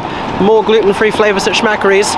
We love to see it, and Aeron loves to eat it. We're going to eat our cookies now, and I'll show you the outside of Lempicka. I'll show you the curtain call. I don't know if I'll vlog much inside the theatre because we've been already. So I've already shown you the merchandise and the specialty beverages and everything on a previous vlog. That'll probably be on part 2, I think, of this trip's vlog series. If you haven't seen that already, then you're watching them in an unusual order. What are you doing? I'm joking, you can do whatever you want. But if you do want to see more about Lempicka, you can go back and find it in, I expect, part 2 of this vlog series. I haven't started editing any of this yet, and I have several hours of footage, so who knows at this point. I'm going to eat a cookie. So here we are at the Lempicka Theatre, way earlier than we were actually, when I did need to vlog everything inside. Go figure that for good planning. And there was less of a queue this time around. You can just about see, I mean, we can see all of the gorgeous Tamara de Lempicka artwork here on the outside. I love the way they've incorporated her work into so much of the design of this show. And just a quick note about the Lempicka Theatre, it is so named because Times Square used to be called Lempicka Square. Now you know. Fun fact for you today. Okay, either I'm just misremembering or this has been added to the downstairs lobby area. The merchandise desk is just over there, the bar's behind me. I don't remember this. This is like a cool photo point, but it's like a big metallic cool photo point. I love that. Lempicka have the aesthetics down. Again, it's overhead lighting, which is not the most flattering, but at least it's lit. It's not dim in here. But look at this. Is it reflective enough that we can see ourselves? Okay, no, it's not. It's not. But it is very cool. This is one of my favourite in-house photo ops we have seen this entire time. Newly added to the Lempicka. Everyone has to come back now to get this photo. Okay, we're in Orchestra O, which is like the third back row of the orchestra. We're in 106, 107, which is the central block, and I'm showing you this because this is the first of multiple show curtains featuring Lempicka artwork with the little signature down there that says Lempicka. So it does say the name of the show on, but in a very meaningful way. And the bench, we have no understudy slips, so it would seem that we have full principal cast today, technically here twice within 1 week. What fans we are. We're in the intermission, and here is show curtain number 2. Another Lempicka. Woman is curtain. A woman is not a painting, but a woman is a show curtain in the intermission of Lempicka. So Aeron just popped downstairs to buy a t-shirt, and I said I love that they're including so much of her art in the aesthetics of the show and the marketing and all that stuff, and it even features her signature. Look there, Tamara de Lempicka, and you get this little card as well. I mean, that's very nice. That just like adds a little something to the merch buying experience here at Lempicka.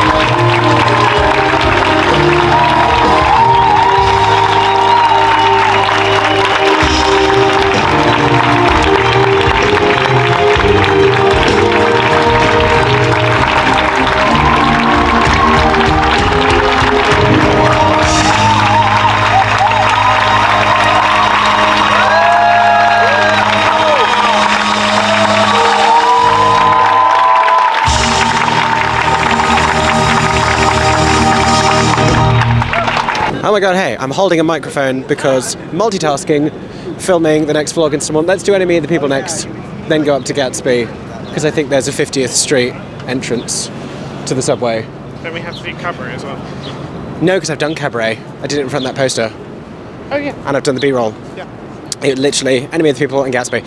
We're doing that thing where we try and film outside of we're doing a reel where we're trying to film outside of every show that might get Tony nominations on Tuesday, and I've decided to do it a different way, where I just talk about the shows and then I'm going to dub in the nominations afterwards and show them all with a graphic. At one point, my plan was to stand outside each theatre and go, with 6 Tony nominations, with 7 Tony nominations, with 8, and like try and guess specifically, so I seemed like a genius. I also just don't think that we're going to get musicals with many musical noms. Pessimist. Because there's too many shows. I was picturing Stereophonic in my head when I said those numbers, honestly. I mean, you know, I don't mind an award season where we have a decent spread of things. I think it ultimately gets a bit boring when one show runs away with everything. But yes, just to keep you updated. Left Lempicka, we've got a solid 45 minutes. Thank goodness Lempicka was a 1 p.m. today, otherwise we'd have had 25 minutes to get to the Lucille Hotel. The audience are leaving an enemy of the people. And they're just about to leave, so this is about to fill up. Oh well, the Circle in the Square is not a huge theatre, so this can't be that many people. I'll stand far back and do this quickly. Cutting our losses, having not made it to Lincoln Centre to do Uncle Vanya, but I have footage from it on other... All I've been doing for 2 weeks is walking around all these theatres and talking about the shows there. So I think I probably have something that I can use, or maybe we'll have the opportunity... I don't know. It should be fine. But we're now heading downtown. Why in such a rush, you may ask? We're seeing a 5 o'clock show, and I'm going to tell you more about it when we get there. We just took the C train downtown, where the downtown, where the grid system stops gridding and the streets have names. And we are heading into the Greenwich Village to the Lucille Hotel Theatre, which I've only ever heard of and never seen, to go and see Oh Mary, which is off Broadway. It's heading to the Lyceum Theatre later this summer at the end of June, but it's been very acclaimed, very popular, very sold out. And I got, as we enter a windstorm, it's kind of raining, by the way, but not too badly. Heading towards Christopher Street. I got rush tickets for the 5 p.m. performance, which is the one I wanted, because you can then squeeze it in between a matinee and an evening. That made it worse. If anything, that made it worse. It means you can have a 3-show day, but we're currently dealing with the hectic ramifications of a 3-show day, which is having to hightail it between theatres. After this, the evening show is very nearby, so that'll be a lot calmer. But this is the stress. Every time I attempt to start filming, the wind picks up. So I'm jinxing it, is what seems to be happening. Wow. What is this crazy line of people I'm going past? Is it a queue to go into a theatre? No, it's for a pizza place. It's for a downtown pizza place. Downtown, where the food is popular, it seems. Still walking to the Lucille Hotel Theatre to go and see Oh Mary, which is in about 10 minutes. I see it. It is across the street. It is here. It is very yellow. The show is extended to May 12th, after which it'll be heading uptown to Broadway, to the Lyceum Theatre, one of the smallest houses on Broadway. But right now it's at the Lucille Hotel. We need to go pick up our tickets from the Today Tix Rush and then go see the show. So we're in the back row of the mezzanine, and I've just spotted there are booster seats, booster cushions I should say, under the seats, because the view is what the view is. So if you're sitting there, note that you have those. So this is my face because of the booster seat, and I think I would be somewhere down here if I didn't have it. The pre-show music is Patty and Bernadette and Barbara. I'll stand up to show you. So that's whatever I'm missing there, and that's the rest.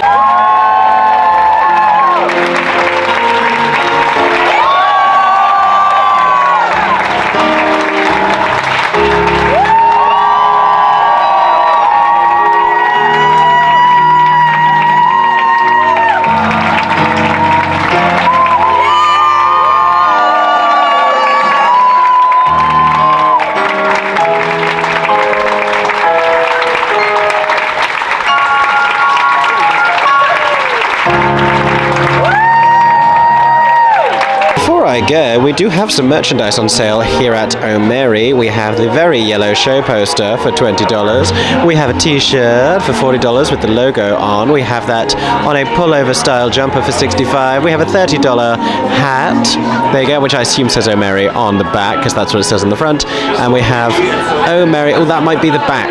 I think that's the back of this same Yes, that's what I suspect is going on here. We also have $15 pen. There you go.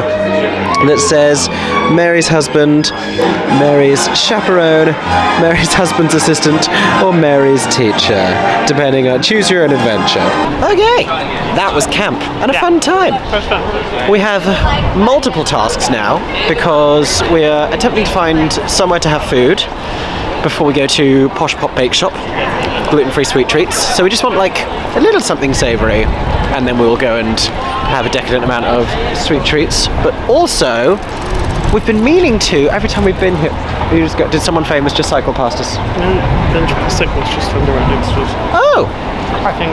Fine. You will be found unless I'm so self-absorbed in vlogging that I will not find you, is the answer to that. We're also like nearby to the friend's apartment, which we've never seen, but we've always meant to, so we're going to be tourists for 5 minutes.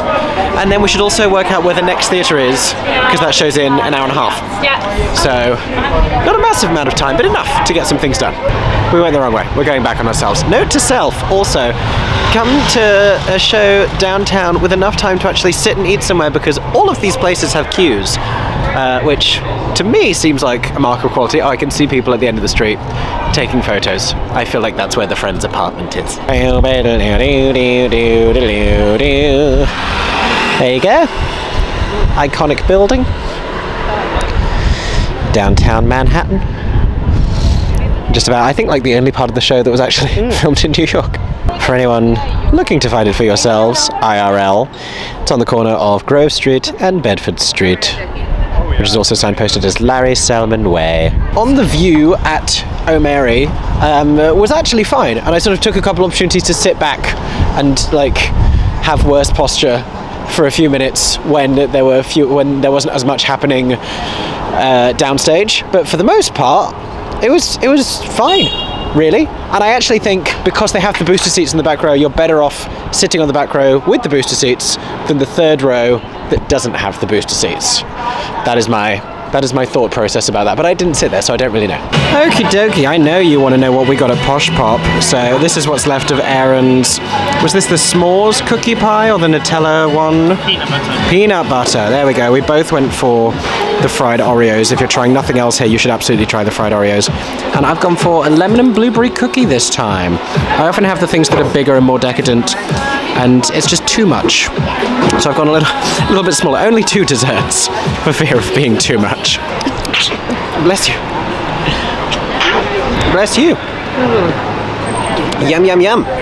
Very tasty. Still always very full post Pop Shop Bake Shop. If you don't know, Posh Pop is a specialty all gluten-free bakery that has very decadent, very delicious desserts, after which I'm now very full. Yeah. But they're very tasty. Oh, the light has changed. Let's cross the road. I have just been this way because I went to go pick up our tickets and then go back, and then we're going again. Why did I start filming this? Oh, I wanted to check if I had powdered sugar around my mouth. I think we're fine. That was also not our only dinner, by the way. We found a corn dog place that people kept pointing at as they were walking past. It was either famous or TikTok famous. But we had some American corn dogs with half sausage and half mozzarella in the top, which I had never even thought about before, and my god, the cheese pull was real. But now, heading over for show number 3 of the day, and we are still off Broadway, hence still being downtown. I have powdered sugar on my engagement ring. Oh no. But we are going to see Scarlett Dreams, a new play called Scarlett Dreams, from the same writer who wrote Afterglow, if anyone saw that in London or New York. Aeron did. I did not, or on its recent London return, even. And that's at the Greenwich House Theatre, and we're going there right now. Passing John's Pizzeria, passing Bleecker Street Pizza. Call me square. I don't know if downtown is my vibe, or at the very least downtown on a Saturday night. I like a daytime downtown moment, because it's cute, but evening downtown feels a lot like Shoreditch in London. It's just a little bit intense. There's a party atmosphere, and they're giving Great Gatsby, where's the party, and can you get me there? And I'm going to the Greenwich House Theatre, which is here, behind me. There you go. So we do have a selection of merchandise here at the Greenwich House Theatre. We have the show logo on a magnet and on a water bottle. We have some little button badges. We have a baseball cap that says Scarlett Dreams on the back. It's all about, like, there's a fitness and AI theme running through the show, hence the messaging on some of these. The tote bag there, that is the name of the fake fitness app in the context of the show. We have a couple of different t-shirt designs. As shown, there you go. One that just says the name of the show, and the other one that says, if you can read this, we're in the same reality. Oh my goodness, hello. I don't know if you got any of that curtain call of Scarlett Dreams, because they're very quick to bow. Yeah, it's like I went and gone. Did you have a train to catch?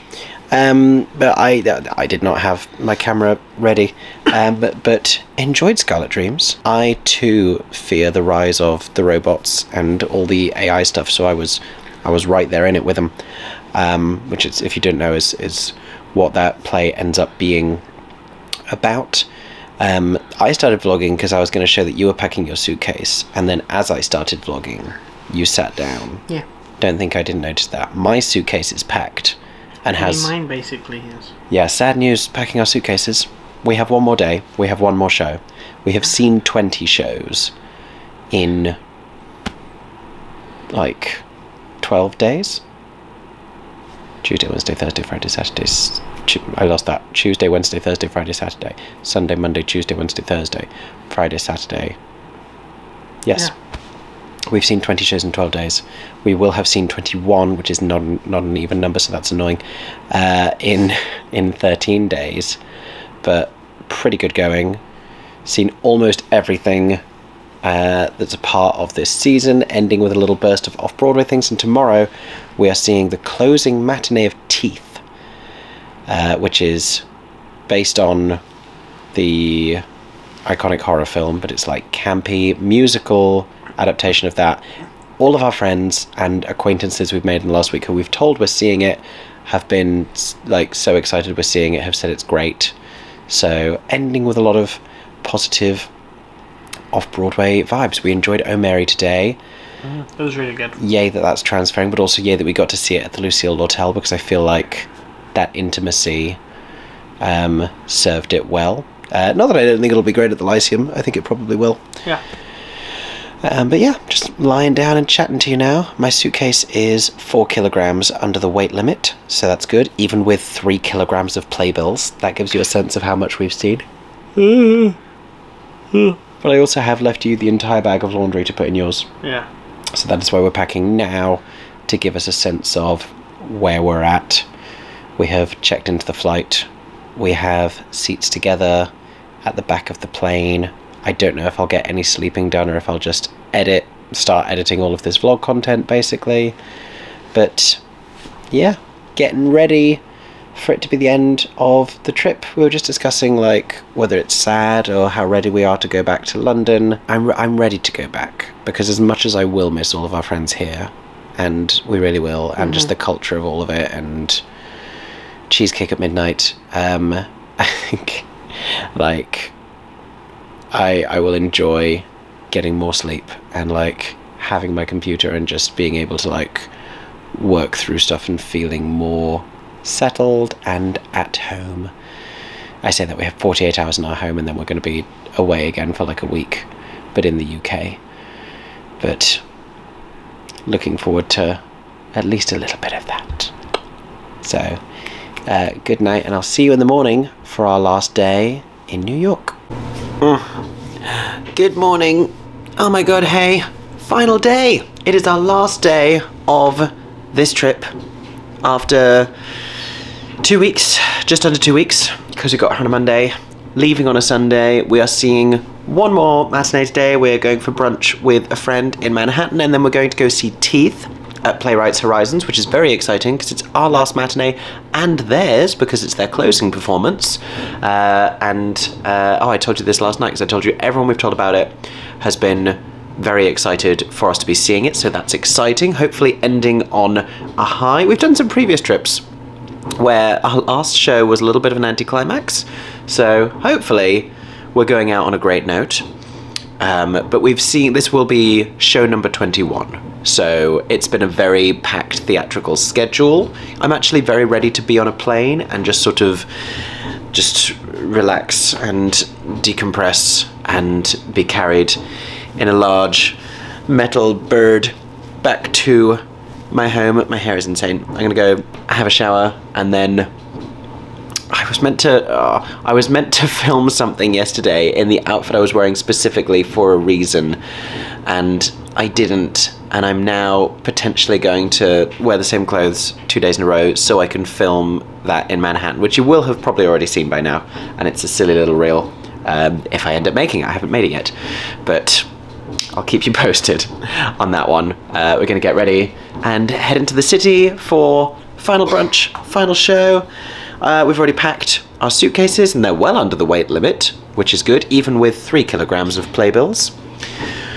So yeah, feeling good, ready for the end, and excited for one more show. We have arrived in Manhattan for our last day in New York. We're heading up to brunch via the Booth Theatre, where Kimberly Akimbo, Tony Award-winning musical that we've seen twice on Broadway, is today playing its final performance. I'm sure there was a heck of a rush line.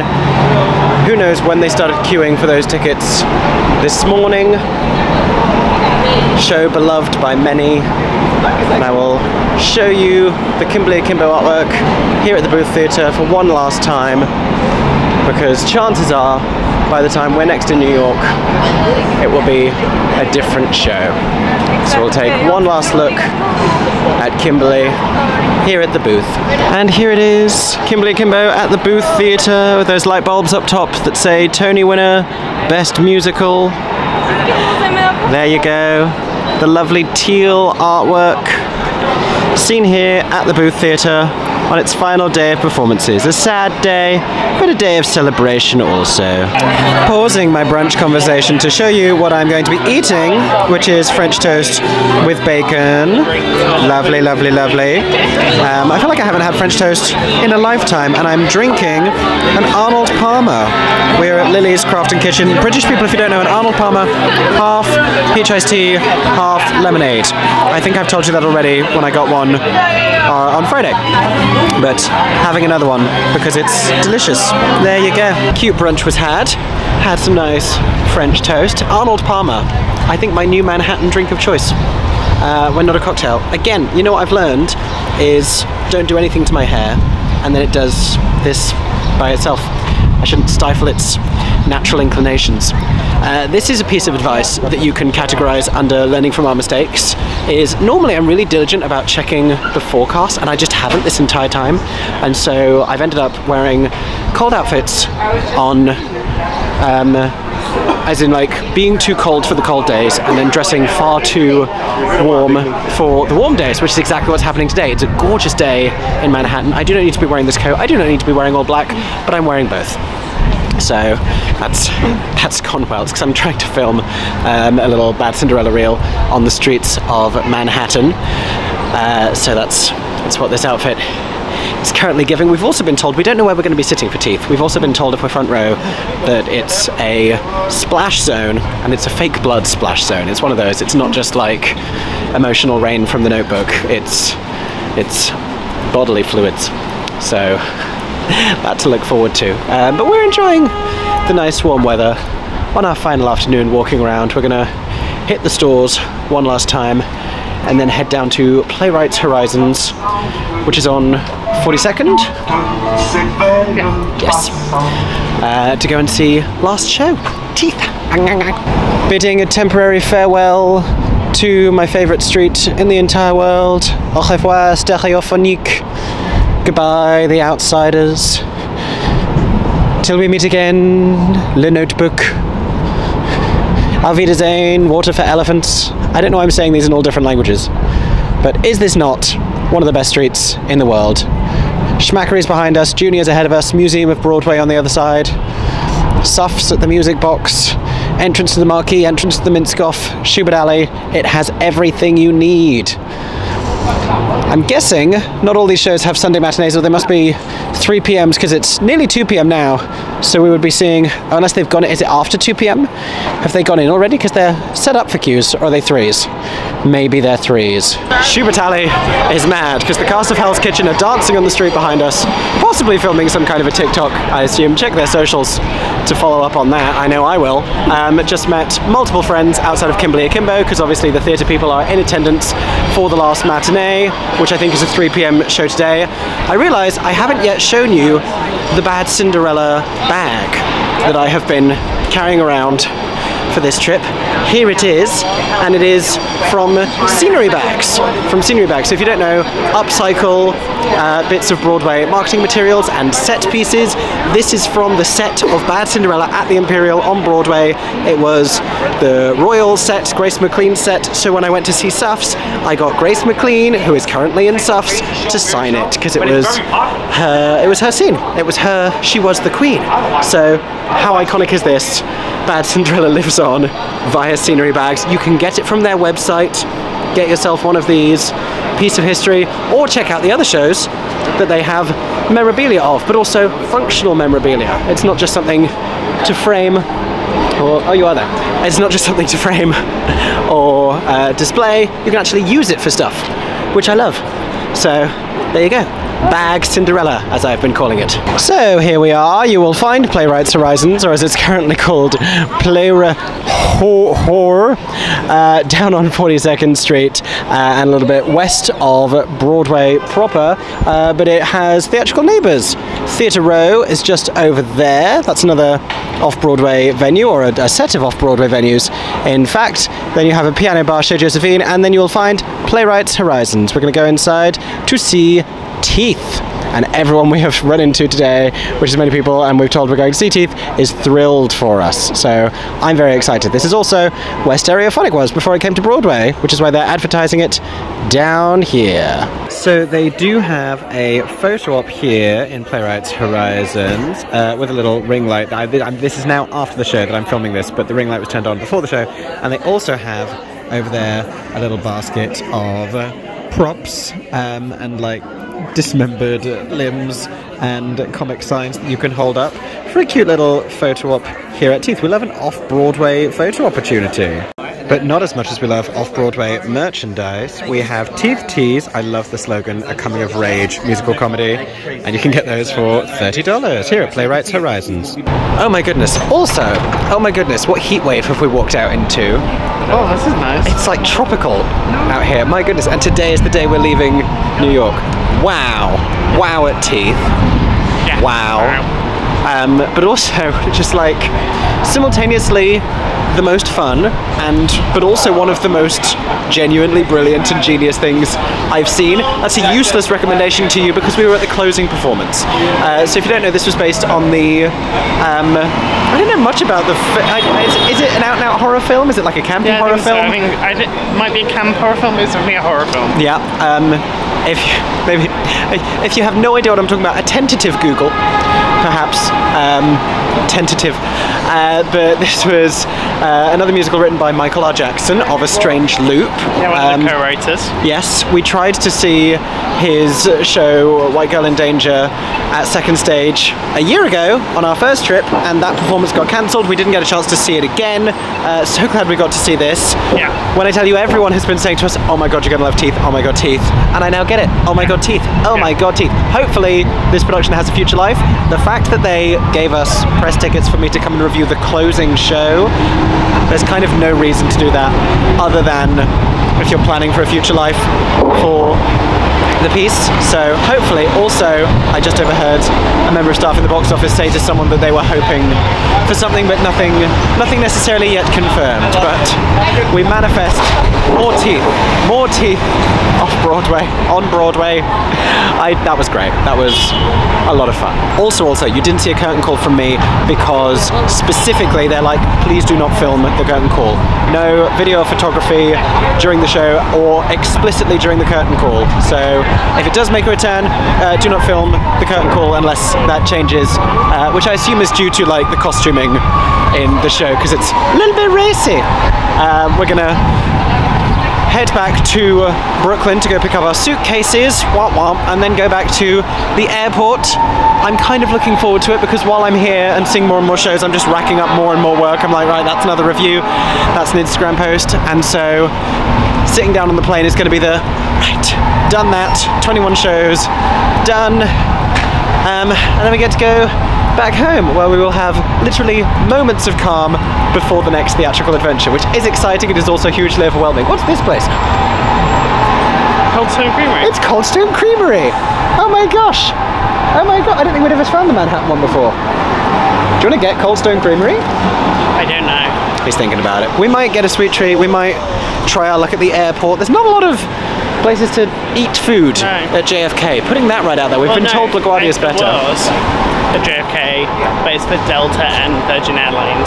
Oh. For British Airways and American Airlines, because when we flew with Virgin, that was where Shake Shack and everything was. I mean, we'll be fed once we get on the plane, but that's going to be in like 6 hours by the time we get the food on the plane. So I'm going to need something between now and then. Is it a slice of Juniors? Is it a little bit of fried chicken? Is it a cookie? Is it a couple of cookies? I don't know. We've got a little bit of a time window here, but we are going to broadly start heading to the airport for the end of our trip. I don't know when I'll see you next, Tiny People in My Camera, if it'll be a wrap-up little chat this side of the flight or when we get home. Who knows? But thank you for joining us here on 42nd Street in New York. Oh my god, hey. Hello. Back in the UK, it's a full, like a month later. Pretty nearly. Like 3 weeks. At least 3 weeks, yeah. Yeah, madness. After our New York trip, but you have finally seen the entire trip, all 3 parts of the vlog series. If you haven't seen the first 2 yet, then I ask again what you're doing. But by all means, go and check those out. I hope that you enjoyed. A slightly different vlog format that I'm moving to with like these longer... The feature length vlogs, basically, that I've seen in the comments some people have been really enjoying. If it's too long, like that's why I'm splitting it into chapters, so you can do it like a day at a time. But I hope you enjoyed spending some time vicariously in New York with us. We had a great time. Another great trip. It was very fun. Lots of great food, lots of lovely people, which is always the highlight, really, but also lots of great shows. Aeron James, could you commit to a favourite show of the entire trip? Maybe one Broadway, one off Broadway. Oh, that's a bit easier. Yeah. Or like maybe like a musical, a play, and an off Broadway. There we go. That's better. Play would have been Stereophonic. Is correct, and my answer as well. Stereophonic. I am now obsessed with Stereophonic, and it's probably the show. Like, our predictions for the Tony Awards notwithstanding, it's probably the show I'm rooting for the most. Yeah, I think so. I think all of our friends seem to be. That is the show. It's just cool. Musical would probably be Suffs. Correct. Oh, correct. Yeah, you're correct. This was actually a test. I didn't tell you. This is not your opinion. This is a test. Suffs is so good. Off-Broadway's tricky because I think I have a tie. You can say one because I'm going to say the other. Yeah, so it's like, it's between... Well, I can probably just say them both and then you can expand. Yeah. So the two would be Teeth and O'Mary. Oh, not what I thought you were going to say. Oh, which one were you going to say? The Lonely Few. I did love The Lonely Few. I've just edited video footage of you saying how much you loved The Lonely Few. I loved The Lonely Few. But I think it's maybe the off-Broadway mind set is that like Teeth and Teeth and O'Mary were just so... Both transferring, by the way. Both. Yeah, both.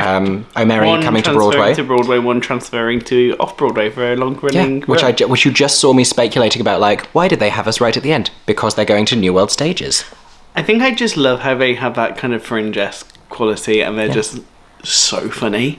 But yeah, I did love The Lonely Few. You did love The Lonely Few. The Lonely Few, I have real hopes that it'll keep growing, and I just love the fact that the queer representation is very good. Yeah. But I mean, in all of those shows, those are all like... Yeah, Off-Broadway did queer well inclusive shows. Everything did quite well. Yeah. But no, had a great time. Will we ever go back to New York in that same time frame in the last 2 weeks of April? I don't know, because I think it was busy. Earlier and it was challenging. Better. Yeah, we inadvertently... When we did March the year before. I think we inadvertently stumbled onto a great idea when we came in March. Yeah. But then not everything would have been open, so we'd have had to have gone back. Like, we'd have missed Illinois, which is another of your favourites. You loved Illinois. Loved Illinois. Yeah. Loved Illinois. Yeah. I really want to cast a recording of the singers for the current production. Correct. Because the vocals, chef's kiss. Yeah. I'm trying to think what I've already reviewed. I've already reviewed Suffs here on my channel. The Who's Tommy coming very soon here on YouTube. The Notebook. I've reviewed The Notebook. The Outsiders. And I've reviewed The Outsiders, so I think those are the 4 I've done on YouTube. Illinois, I have reviewed over on Instagram, at MickeyJoTheatre on Instagram, and I think I've put it up on TikTok as well, again, at MickeyJoTheatre on TikTok. I will also be reviewing Teeth on Instagram and TikTok as well. I will be talking about Sweeney Todd here on YouTube with Aaron and Sutton. I will be talking about Lempicka, which has just closed, R.I.P. Lempicka, woman was. I will be talking about Hell's Kitchen as well. I will be doing a full review of The Great Gatsby. I will be talking about Stereophonic. I don't know where, if it's Instagram or YouTube. I'm thinking probably YouTube. There's so much to say. There is so much to say. There is so much to say and so many shows to talk about. I think there's probably more that I'm forgetting, but stay tuned. Make sure you're subscribed here on YouTube with the notifications turned on so you don't miss any of those reviews, as well as vlogs about the stuff that we did when we got back, because in that video I kept saying, like, it's going to be crazy as soon as we hit the ground in the UK, and it was. Yeah. So all of that is coming soon over the next couple of weekends. And if you want even more MickeyJoTheatre in your life, you can get streaming tickets to my live show that is going to be happening next weekend. And I've put a link in the description of this video. For now, thank you for watching our New York vlogs. I hope that you've enjoyed. And I hope that everyone is staying safe and that you have a stagey day. Bye-bye. Bye.